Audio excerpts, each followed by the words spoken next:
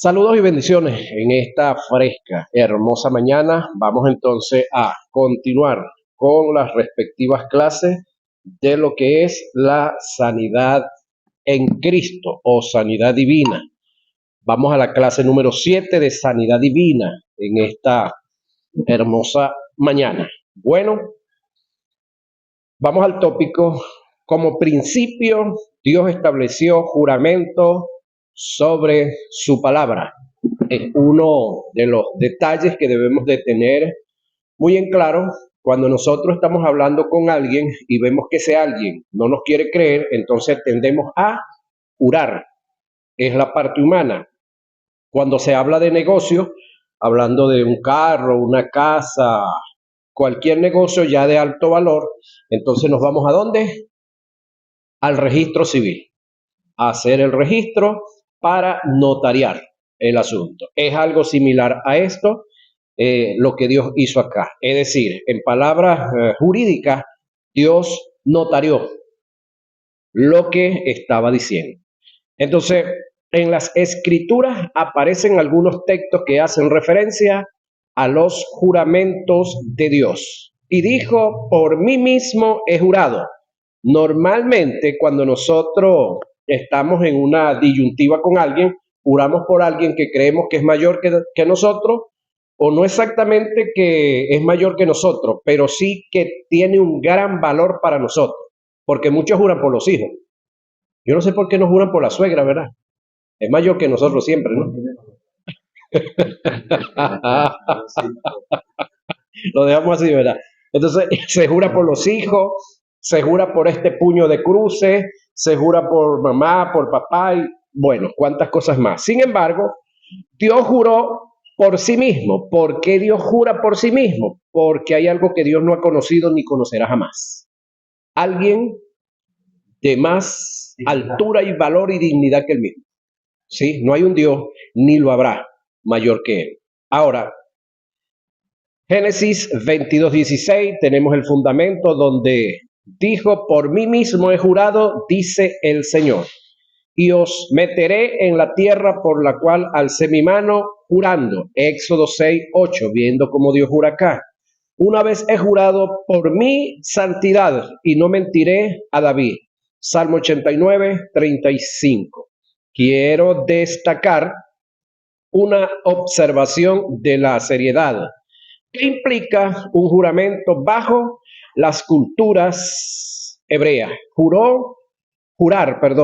o hacer un juramento indica la afirmación decidida de una promesa. Además de esto, la raíz hebrea de jurar y de 7 es la misma. Algunos conjeturan que jurar es de alguna manera septuplicarse, o sea, es como hacer 7 veces el juramento al mismo tiempo y de esta forma quedar comprometido con la persona a quien se hizo el juramento 7 veces. Ahora, analizando y viendo acá esta particularidad de lo que Dios ha hecho, quiero dejar un consejo acá que de repente les va a ayudar mucho en la vida y le voy a hablar desde la posición de la experiencia. En una ocasión alguien me llamó y me dijo, Octaviano, preséntate aquí en mi casa, tráete la camioneta. Para ese entonces tenía la Cheroquita, creo que ustedes la vieron, hace unos cuantos días atrás. Entonces fui y me entregó 2 cornetas Pibi de este tamaño, de la que tiene doble corneta, con su triste, una planta 1500 vatios y otras cositas más, y me dijo, todo esto es para la iglesia, antes que el diablo me diga lo contrario. Ok, yo lo recibí, pero no firmamos nada, nada de nada. Yo lo estuve usando de 3 a 5 años.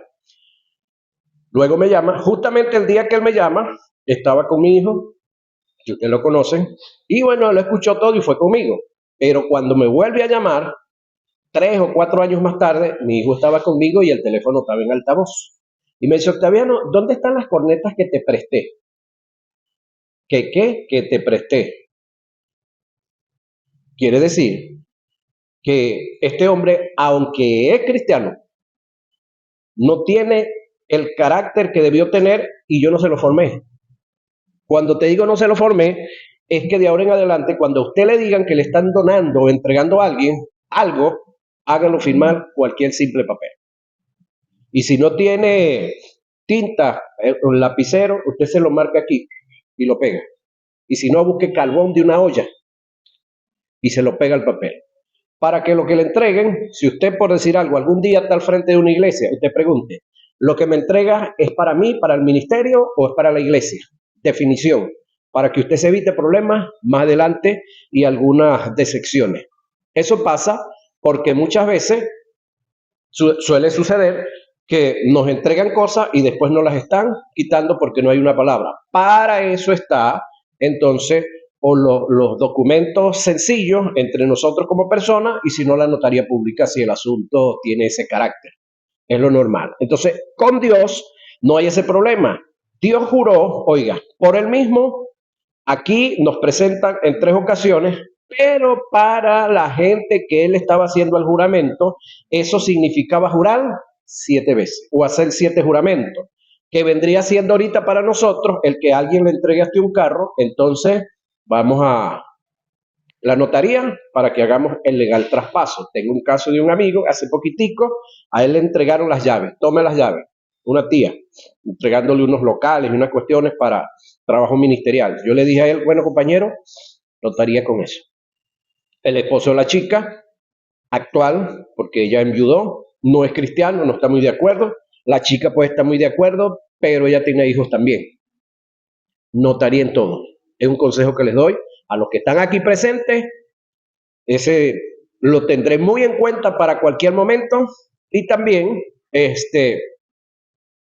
los que me ven y me oyen a través del video y del audio. En lo personal, esa moto yo la recibí cuando me llamaron, me dijeron dame la cédula para que salga a nombre tuyo, de la agencia. Ese sí tenía ganas de entregarla. Tenía ganas de entregarla. De una vez lo que me pidió fue la cédula, que le enviara la copia para que saliera a nombre mío de agencia. Eso es lo normal cuando alguien de verdad quiere entregar algo. Eso es como lo que hizo Dios aquí, juró. Ahora, ¿usted cree que Dios va a dejar que se le caiga un juramento? Vamos a ver.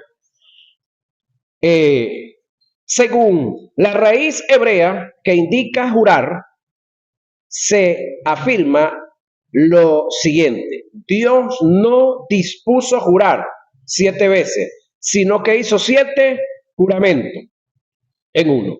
Según la Biblia, Dios se septuplicó en el juramento que hizo sobre su palabra, quedando comprometido moralmente por 7 veces a quien le hizo el juramento. Porque cuando Dios hizo la promesa a Abraham, no pudiendo jurar por otro, mayor juró por sí mismo, diciendo: de cierto te bendeciré con abundancia y te multiplicaré grandemente. Y habiendo esperado con paciencia, alcanzó la promesa. Reitero el texto que está acá, de Hebreo. Porque cuando Dios hizo la promesa a Abraham, oiga, ¿a quién se la hizo? A Abraham. No pudiendo jurar por otro, mayor juró por sí mismo, diciendo: de cierto, mira lo que viene ahora, te bendeciré. Importante este detallito aquí. Te bendeciré. La Biblia en su totalidad, señoras y señores, es una verdad que fue inspirada.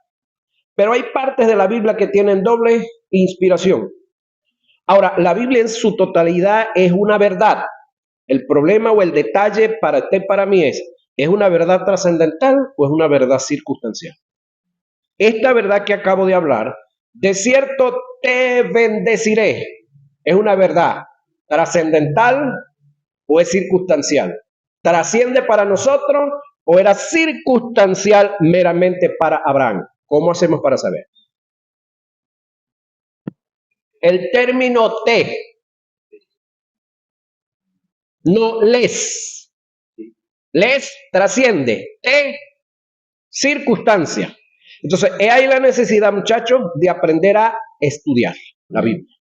Pendiente de la gramática. La gramática tiene, hermano, una comunicación muy, muy, muy hermosa que debemos estar muy pendientes. De cierto te, unipersonal, bendeciré con abundancia. Nótese que de paso le dice con qué lo va a bendecir, con abundancia. Ahora la pregunta es, supongamos que yo quiera darle a esta verdad una trascendencia para nosotros. Ok, de nada nos sirve porque Dios está claro que Él dio una promesa circunstancial. Lo otro es que está hablando de abundancia. ¿Qué es lo que se puede tener en abundancia? Perros, casa, ganado, carro, esposas no se pueden tener en abundancia, pues tendríamos suegra en abundancia, es un problema. Con una sola no aguantamos, que más con muchas. Y en esta parte del mundo la cultura no trabaja eso. Y el origen, originalmente fue una para uno y una para uno. Que algunos en la Biblia se echaron a perder ese problema de ellos. Todo el mundo va a dar cuenta un día. Miren, no hay nadie, no hay uno solo que no vaya a dar cuenta. Uno, ese tiene que sentarse a dar cuenta. David, Salomón, toda esa gente. Dios les va a preguntar, mira, al principio, cuando yo hice el principio, ¿cuántas eran? Señor, pero yo agarré. Sí, usted agarró, pero el principio, ¿cuál era? Ahí es donde está la detalle, dijo el italiano. Ajá. Ahora, seguimos acá. Te bendeciré con abundancia. ¿Qué es lo que se puede tener en abundancia? Lo material. ¿Por qué? Porque lo espiritual es completo. Cuando usted obtiene lo espiritual, usted está completo. Entonces, bendecidos estamos. Ah, pero como yo no tengo 3 motos, como no tengo una camioneta, que pronto viene por ahí, como no tengo, qué sé yo, varias casas, como no tengo tantas cosas, entonces no me siento bendecido. Y entonces el que no tiene, lo señalamos, no, ese no está bendecido. Tantos años en el Evangelio y no tiene pero ni una bicicleta. Ya va. Nosotros estamos bendecidos con toda bendición espiritual. Amén. En los lugares que habitamos. ¿En qué lugares habitamos nosotros? Lugares celestiales. Sentados juntamente con Cristo Jesús y pertenecemos a la congregación de los primogénitos. Aunque aquí localmente se llame Jesús el Altísimo. Usted igualito pertenece a la congregación de los primogénitos. Entonces, espiritualmente, ¿qué necesitamos? Nada. Colosenses 2:10. Ahora, desde el punto de vista terrenal, sí necesitamos algunas cosas, pero ahí necesitamos todo. Todos, absolutamente todos necesitamos algunas cosas. Ahora, el hecho de que esas cosas no hayan llegado, ¿es que no estamos bendecidos? No, no tiene nada que ver, son añadiduras que para algunos serán estorbos. Supongamos que salga alguien, un multimillonario de aquí de la ciudad, y te entregue un helicóptero a ti una avioneta, a ti un jet privado y a ti, ¿qué otra cosa? Baja un barco. ¿De qué les va a servir a ustedes? ¿Tienen cómo pagar el mantenimiento en el aeropuerto? ¿El hangar cuánto cuesta? Ni sé cuánto costará eso. ¿Tienen cómo pagar el helicóptero, el piloto? Ajá. Entonces, si ustedes no están en ese mundo ni necesitan esa movilidad, eso pasaría a ser un estorbo, no sería una bendición. Son detalles que usted tiene que entender y estar muy claro. Entonces, de cierto te bendeciré con abundancia, le dice aquí en Abraham, y te multiplicaré grandemente, y habiendo esperado con paciencia, alcanzó la promesa. Ok, es decir, lo que Dios prometió, ¿se lo dio o no se lo dio? Claro que sí. ¿Eso fue de la noche a la mañana? No. Tuvo problemas, arriesgó la vida. En una ocasión llegó por allá a una ciudad diciendo que su esposa era su hermana para que, por miedo a que lo mataran, los hombres del tipo agarraron a la esposa y se la llevaron. Algunas versiones bíblicas dicen que el rey tuvo con ella, otros no. Lo cierto es que la mentira se descubrió. Cuando se descubrió la mentira, el hombre se asustó, se aterró, porque una enfermedad terrible vino sobre él y sobre su gente. Y sabía que esa enfermedad iba a acabar con toda esa población. Mandó a buscar a Abraham, lo reprendió, le dijo que por qué le hizo ese daño y todo esto. Abraham pidió perdón, se reconciliaron, le entregó una cantidad de cosas, pero le dijo, usted se va de aquí. Usted se va de aquí. Ahora, porque los hombres ciertamente juran, los seres humanos, por uno mayor que ellos. Y para ellos el fin de toda controversia es el juramento, y en este caso la notaría pública, para confirmación. Por lo cual, queriendo Dios mostrar más abundantemente a los herederos de la promesa la inmutabilidad de su consejo, interpuso juramento para que por dos cosas inmutables, oiga, en las cuales es imposible, oiga esto, grábeselo en la cabeza, es imposible que Dios mienta. Grábeselo. Es imposible que Dios mienta. Entonces, el Dios Todopoderoso, ya aquí le dice a la Escritura que hay una cosa que no puede hacer. ¿Qué no puede hacer Dios? Mentir. No está en su capacidad, no está en su posibilidad, no está en su naturaleza. Ahora, es imposible que Dios mienta. Entonces, tengamos un fortísimo consuelo los que hemos acudido para asirnos o agarrarnos de la esperanza puesta delante de vosotros. Quien lo registra, se cree que es Pablo, en el libro de Hebreos 6, 13 y 18.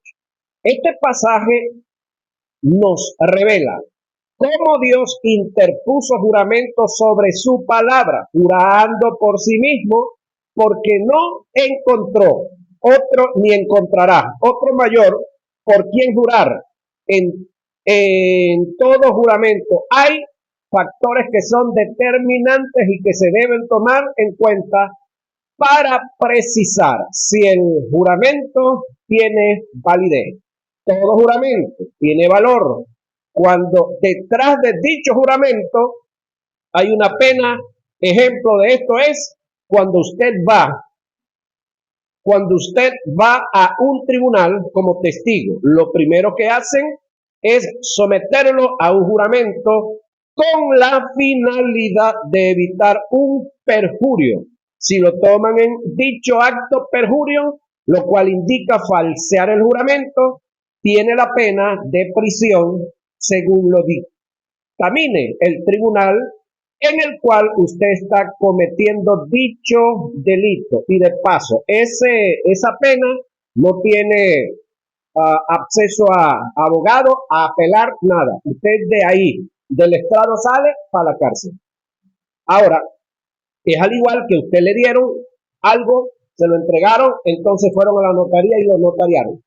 Ponle que el que le dio algo, el que le dio eso se arrepienta, pero ya hay un documento en el cual él firmó y usted firmó. Entonces usted puede demandarlo a él. Entonces lo más lógico y lo más correcto para evitarnos que nos caigan a muela, humanamente hablando, es la parte jurídica, notarial. En el caso de Dios, está comprometido. Entonces, pero está comprometido con qué? Oiga, está comprometido con las verdades trascendentales, no con las circunstanciales. Pero cuando nosotros nos descubrimos entre una y la otra, queremos demandarle a Dios verdades circunstanciales, ¿cómo? Trascendentales, como Dios las conoce muy bien. Le va a decir, no, compañero, y usted va a estar orando, ayunando y haciendo cuantas cosas más, y no va a haber respuesta de nada. Dios lo oye, sí, pero no responde. ¿Por qué razón? Porque es una verdad circunstancial. Ahora, que Dios la agarre circunstancialmente, la haga trascendencia para ti, en lo personal, ok, te va a funcionar, pero tú no tienes que estársela repartiendo a Raimundo y todo el mundo, ni a tus amigos, ni a los panas. No, que a mí me funcionó, ya va. ¿Por qué te funcionó? Era contigo y había propósitos, pero el otro no está metido en ese paquete. A que Dios quiera agarrarlo y meterlo a él en el paquete, asunto de Dios. Pero cuando son verdades trascendentales, como lo que estamos hablando de la sanidad en Cristo, ahí sí, porque Isaías 53, 4 y 5, molido fue él por nuestros, todos, no dijo por tú, no le dijo Isaías por tú, no, por nuestros pecados. El castigo de nuestra trasciende, paz fue sobre él, y por sus llagas fuimos. Trascendental, ¿verdad? Que debemos de aferrarnos ahí y orarle a Dios y demandar día tras día nuestro derecho a la salud. Ahora le hacemos más caso al médico cuando nos dice esto que tiene usted hasta que se muera y estas pastillas hasta que usted se muere. Y de repente a los 2, 3 años le cambian el nombre a la pastilla, no existe más. Claro, la van a sacar con otro nombre, con otra presentación, pero más cara. Ajá, correcto. Ahora, lo que dice el médico es una verdad indiscutiblemente circunstancial. La de Isaías 53, 4 y 5 es trascendental. Entonces, deje que el médico diga su verdad, no lo insulte. Si usted quiere, hable con seguridad y sencillez, dígale, sí, doctor, yo le oigo su verdad, pero esa es una verdad circunstancial porque está sujeta a cambio, pero aquí hay una verdad trascendental. Mándeme todo lo que usted dice, mi respeto por usted, pero por encima de usted y de todo está Dios. Porque la vida que tiene se la dio Dios, el conocimiento que tiene se lo dio Dios, y la materia prima con la que se hizo todos esos medicamentos que usted me está mandando, lo hizo Dios. El conocimiento al que elaboró y hizo todo esto se lo dio Dios. Listo. Note que el valor del juramento es la pena implícita sobre el juramento. Esto indica que el juramento debe tener una pena, porque si no es así, el juramento no tiene valor. Llevándolo al juramento que Dios hizo, detrás de dicho juramento tiene que haber una pena. Si no, el juramento no tiene valor implícitamente. Está claro que la pena está en que Dios dejaría de ser Dios, porque Él está incluido en el juramento. Es decir, Dios es la garantía de dicho juramento. Jesús dijo en Mateo 23, oiga, 20 al 22, el que jura por el trono, jura por el que está sentado en el trono. Y el que jura por el que está sentado en el trono, jura por el trono mismo también. Es decir, está involucrado el que jura en el trono, está involucrado el trono y el que está sentado también. Esto a su vez indica que con el juramento que Dios hizo, no solamente estaba comprometiéndose a sí mismo, sino también el trono en el cual Él está sentado. Estas son verdades que nos deben crear conciencia para entender de una vez por todas que, según este principio de juramento, Dios no es el causante de la enfermedad, ni puede enfermar a nadie. Ahora, hay una verdad universal que cada quien da lo que tiene y nadie puede dar lo que no tiene. Eso es una verdad sine qua non, universal. Ahora, si Dios no tiene enfermedad, nunca ha tenido ni nunca tendrá, va a poder dar enfermedad. Entonces, aquí se cae la tesis de algunos que han enseñado y han dicho que si estás enfermo es la voluntad de Dios, y entonces otros agarran eso, como son tan buenos alumnos, tan buenos estudiantes, dicen, no, yo estoy enfermo por la voluntad de Dios. Entonces, ahí se mantienen. Entonces, vienen a pedirnos a nosotros que oremos por ellos para romper la voluntad de Dios. ¿Qué tal? Ahora, esto a su vez indica, no, termino acá. Pacto de regeneración. ¿Sí? Pacto de regeneración como principio. La sanidad está incluida en el pacto de la regeneración. Vamos a hacerle seguimiento muy importante a esto. El pacto de regeneración es aquel que se hizo. Nótese, no que se va a hacer, ya se hizo. Entre Jehová, el Verbo y el Espíritu Santo. Ahí usted ni yo estábamos incluidos. Aquí estaban estos tres seres antes de que las demás cosas existieran. Ahora, yo no sé si lo comenté en la clase pasada, pero lo voy a comentar hoy.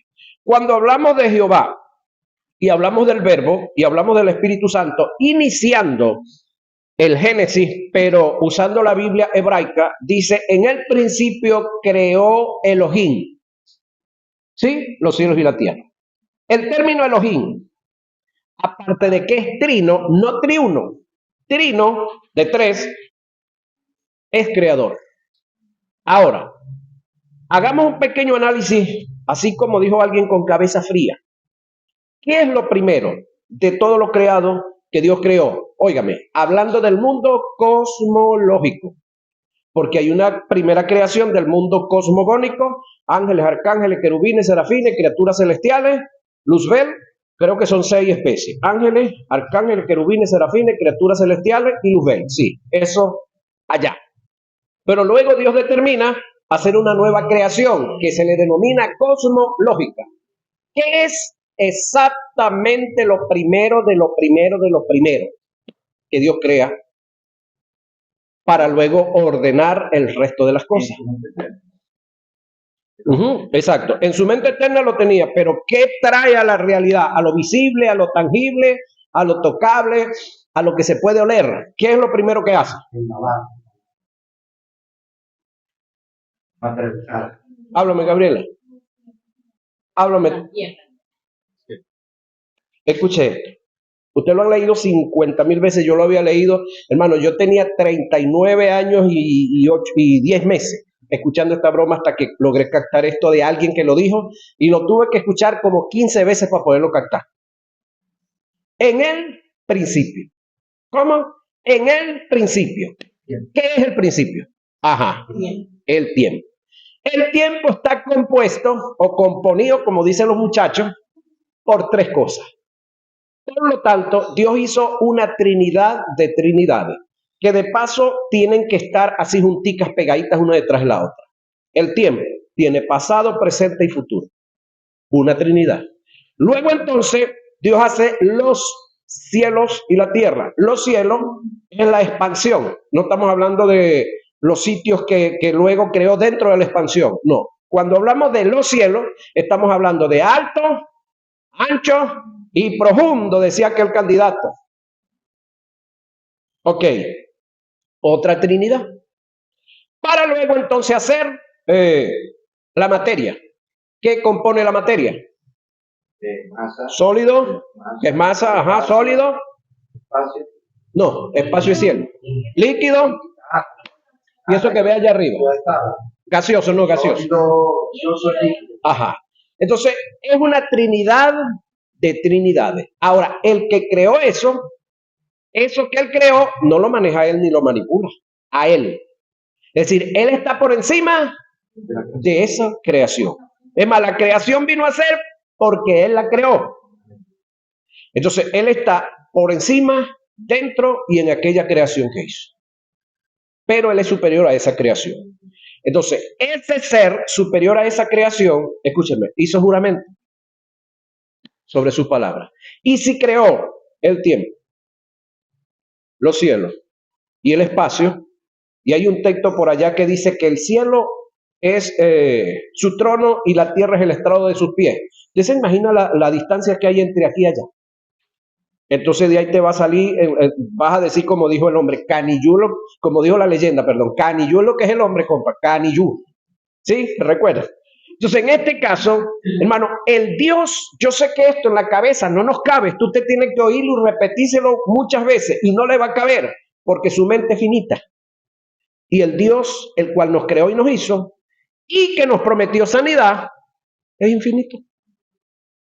Entonces, en todo eso que él hizo, ahí no hay enfermedad por ningún lado.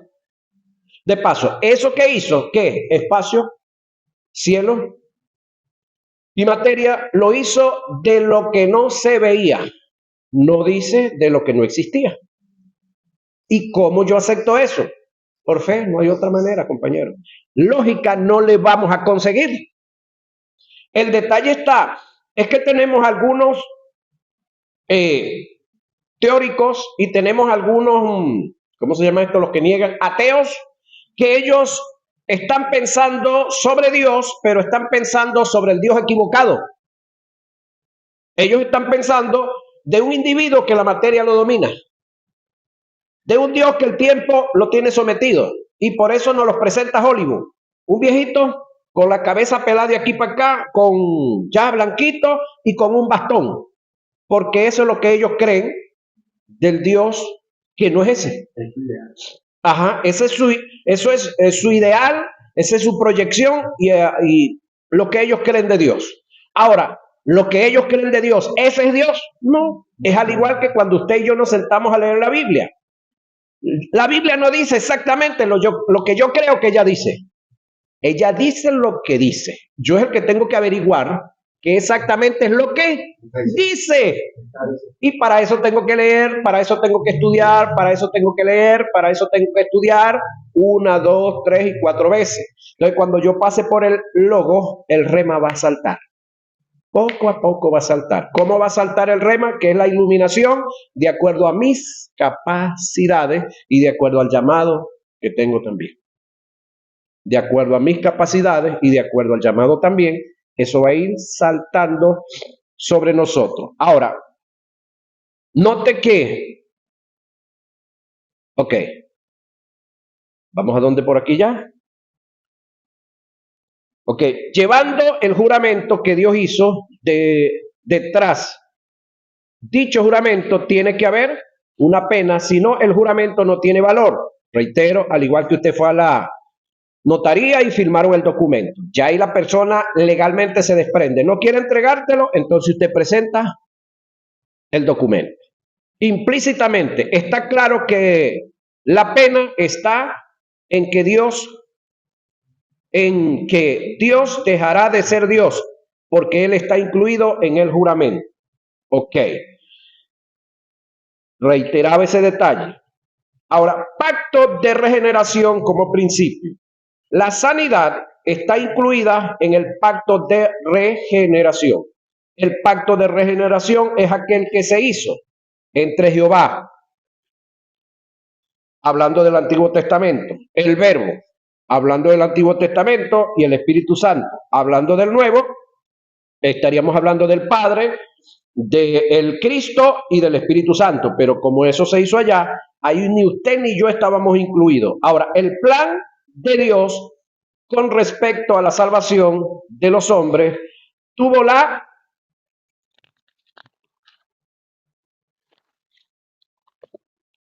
naturaleza de pacto. Pablo nos dice que estuvo oculto por los siglos en la mente, como lo decía mi hermano, divina, ya existía antes de la fundación del cosmos, del mundo, de lo que le acabo de explicar.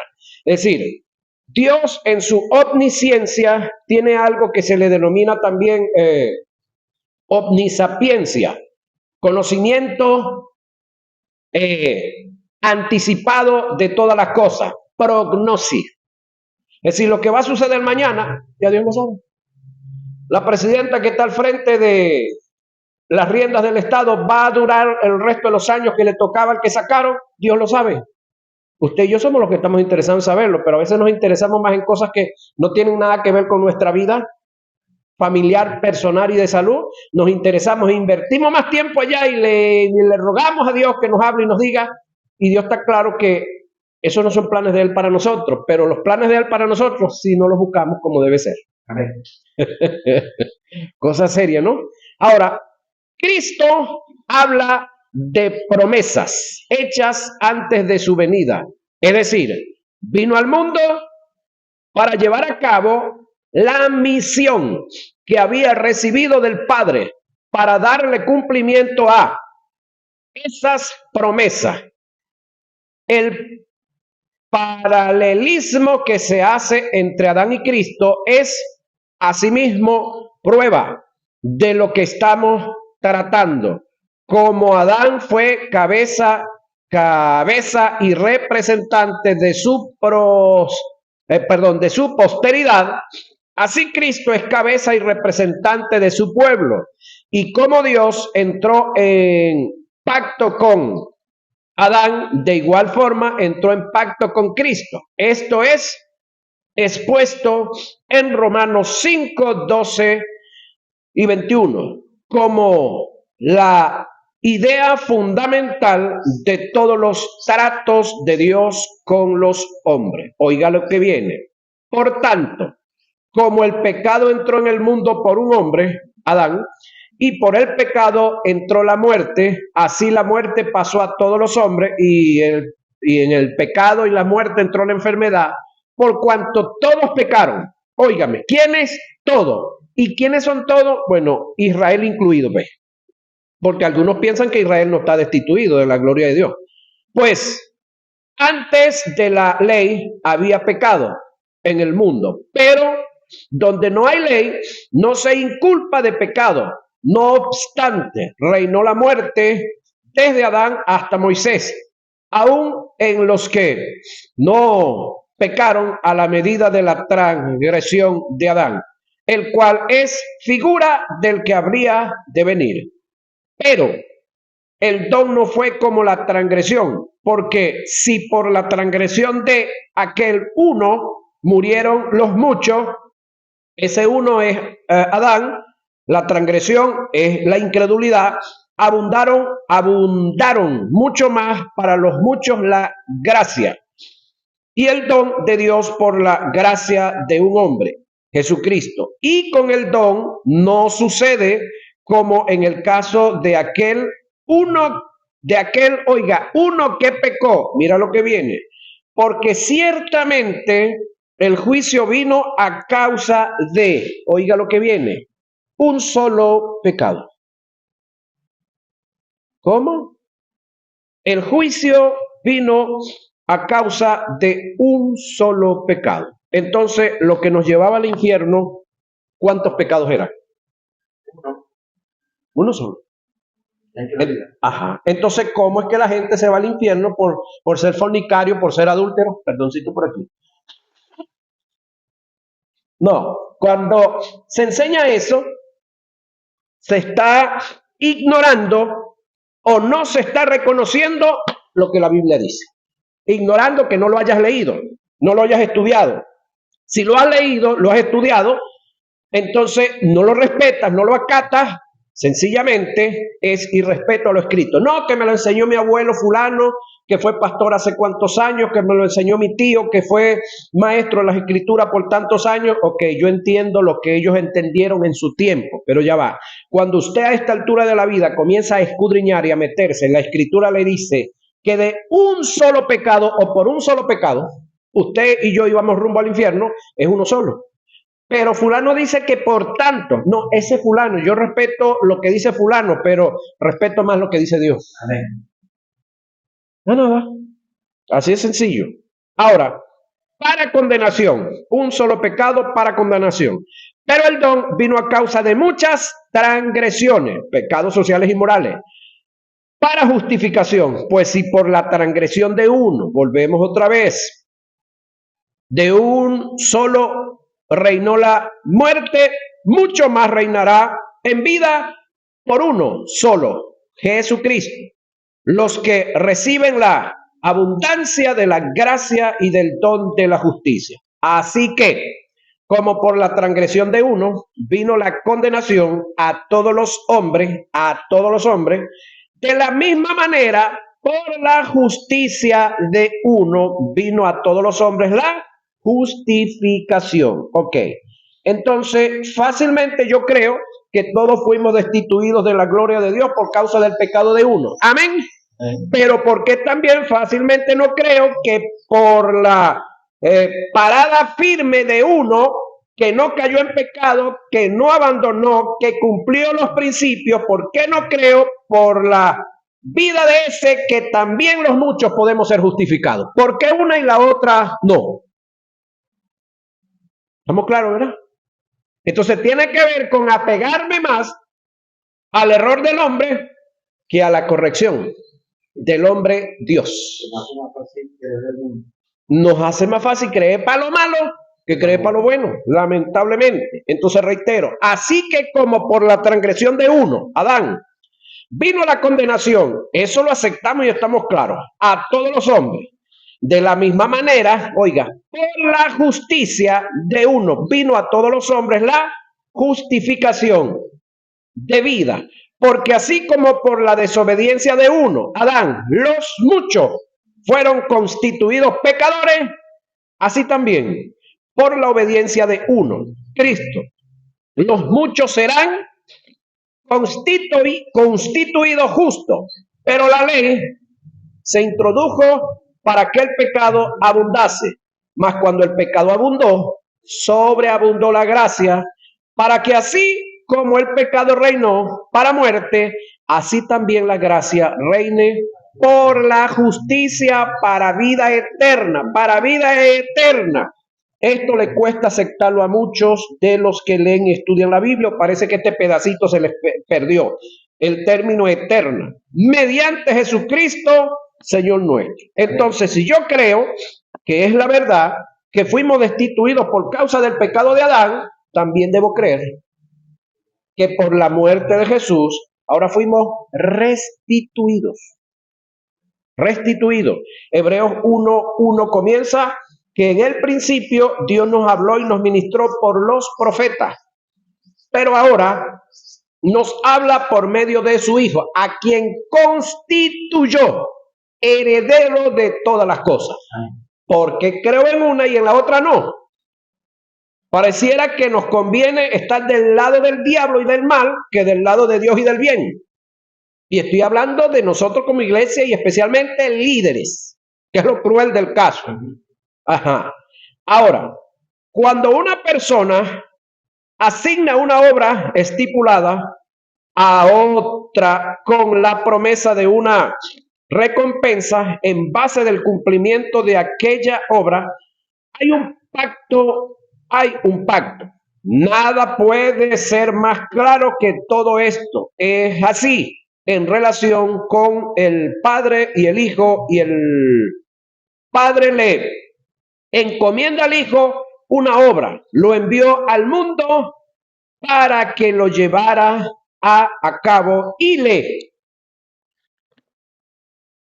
prometió una gran recompensa cuando la obra quedara cumplida. Esta es la constante descripción de las Escrituras. Por ello tenemos la parte esencial de un pacto como son la promesa, la condición y los pactantes.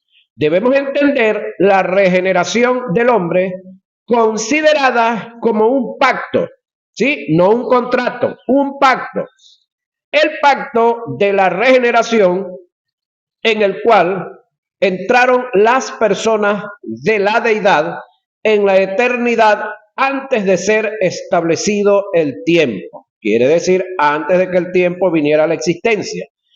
Y en el cual cada una asumió esa parte del gran plan de regeneración, la cual es su posición, la cual es su porción, presente, como se revela en la palabra de Dios.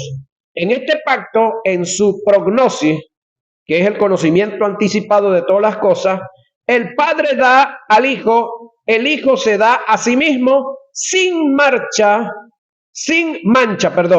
al Padre como un sacrificio eficaz y en Espíritu Santo administra y autoriza la ejecución de este pacto en todas sus partes. Esto lo declaran los apóstoles Pablo y Pedro en sus respectivas cartas, y también lo describe el escritor de la carta a los Hebreos. Oiga lo que dice Pablo, siervo de Dios y apóstol de Jesucristo, conforme a la fe de los escogidos de Dios y el conocimiento de la verdad que es según la piedad, en la esperanza de la vida eterna, la cual Dios, oiga, que no miente, prometió desde antes del principio de los siglos, y a su debido tiempo, oiga, manifestó, no dice que va a manifestar, dice que manifestó su palabra por medio de la predicación que me fue encomendada por mandato de Dios, nuestro Salvador. Tito 1:2. Los profetas que profetizaron de las sagradas escrituras, de la gracia, los profetas que profetizaron de la gracia.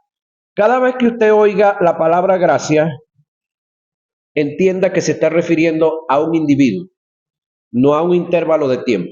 Y ese individuo se llama Jesús. Ajá.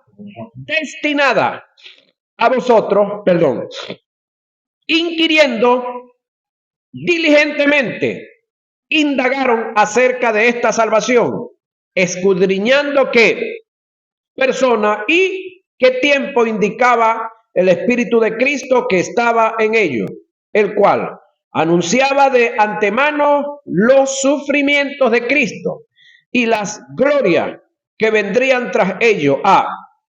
Esto se le reveló, a estos se les reveló que no para sí mismos, sino para nosotros, administraban las cosas que ahora os son anunciadas por los que os han predicado el Evangelio por el Espíritu Santo, enviado del cielo, cosas en las cuales anhelaban mirar los ángeles. Deseaban ese momento, anhelaban ese momento los ángeles. Eso lo registra Pedro en su primera carta, capítulo 1, verso 10 al 12. Ahora, y el Dios de paz, que resucitó de los muertos a nuestro Señor Jesucristo, el gran pastor de las ovejas, por la sangre del pacto eterno, Hebreo 13:20. En cuanto al pacto de regeneración, debemos tomar en cuenta algunos aspectos. Sin embargo, dice,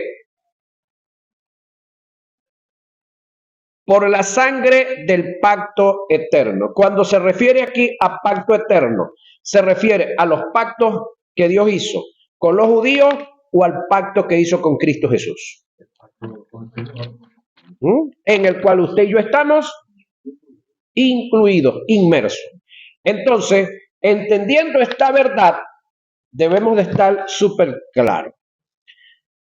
Al verbo nadie lo obligó a entrar en el pacto. ¿Sí? Mira esto. Fue algo voluntario. Vamos a verlo.